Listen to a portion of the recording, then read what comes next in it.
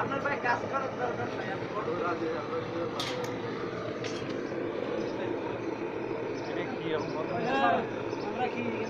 না স্যার এই তুলিস না হ্যাঁ ওদিকে তো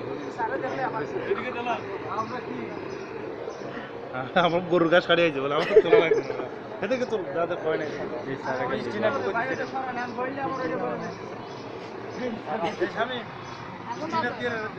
ছাড়বেন না।